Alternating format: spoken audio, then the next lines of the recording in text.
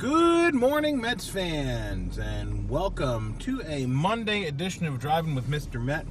I am Mr. Met. It is Monday, December the 9th. It is the first weekday of the winter meetings, and I'm going to be talking a little bit about what the Mets are going to be looking at the meetings. It's going to tie back into something I talked about briefly last week about rotation options and some rumors around Rick Porcello. And I'm also going to touch briefly on the Mets finalized coaching staff, which you'll see on the screen in just a moment. And I'm going to do that all on today's show.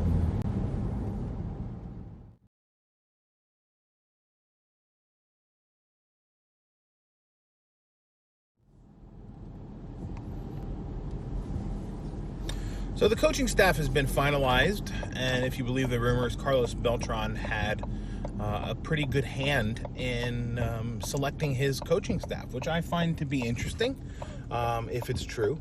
I don't know if it is or isn't, but we'll find out as the season progresses. But a couple of interesting names on that list. Of course, we have the new hires of Jeremy Hefner and Hensley Mullins, however you pronounce the name. The return of Gary DiSarcina and Chili Davis. Jeremy Accardo changing roles but staying with the organization. Luis Rojas coming back. Ricky Bonas being back. A lot of familiar names returning and a couple of new ones as well. I don't know that it's really important to make a big deal about the coaching staff. I've talked about this many, many times. The coach is only as good as the players that he's got on the field for himself. So, but I thought it was worth throwing it up there since the Mets did officially announce it over the weekend. What else is going on over the weekend? Well, the winter meetings started yesterday. And, it'll be interesting to see what transpires there and what happens over the next month or so, 4 to 6 weeks or so of the off season and the hot stove season. Excuse me. Because we'll get a real indicator as to whether or not Steve Cohen has been able to invest anything in the team or whether it's still all Wilpons. And the bottom line here is let's see how the Mets address this gap and this opening in the rotation. Do they go out and acquire Rick Porcello? Or do they go out and acquire someone else? Or do they try to address the issue from within and use Seth Lugo? I'm actually going to talk about those options here in this for the rest of the show today, because there's pros and cons to the Lugo debate. And I mean, the ultimate pro is that if Lugo can't pitch back-to-back days, perhaps it's best to use him as a starter because he could be used more effectively for his health more than anything else. The argument against it, though, is that if you look at the numbers that he put up as a starter, which were good, all right, I'm not saying they weren't good, but the numbers he put up as a reliever were elite. I mean, you're looking at like Josh Hader level elite. We're looking at like Edwin Diaz before the meltdown level elite. Seth Lugo was a fantastic relief pitcher, and that's why I have such a hard time sort of cutting off the nose to spite the face. Taking a real strength from the bullpen, which was missing many strengths last year, and making it a rotation piece, while on paper that might be an idea, in practice it's a bad idea. And so I think it's more realistic that the Mets go out and acquire a fifth starter, and it might be Rick Porcello.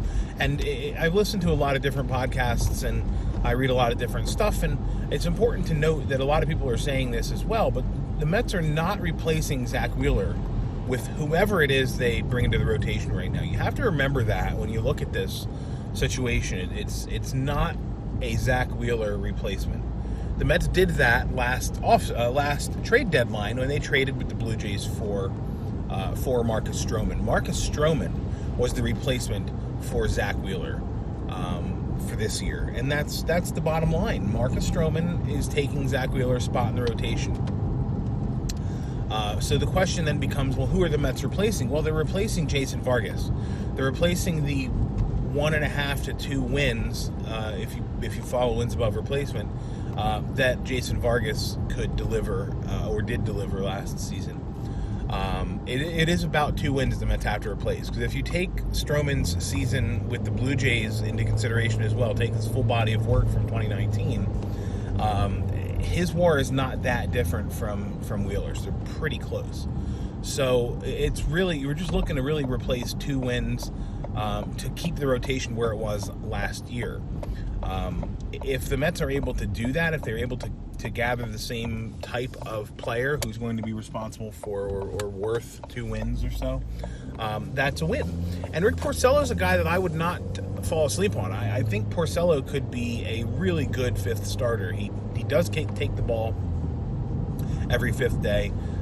Yes, he's coming off a down season, but he's only a few seasons removed from winning a Cy Young. So it's not like he just completely falls off a cliff here. I think Porcello is an interesting option. He might take a hometown discount because he is a New York guy. And it's interesting that we keep talking about it, and I keep saying the hometown discount thing. How soon are we going to be able to not talk about that because the Wilpons are going to be gone? You know, where it's not going to be, well, we had to get a discount from the Mets or from the Mets or whatever.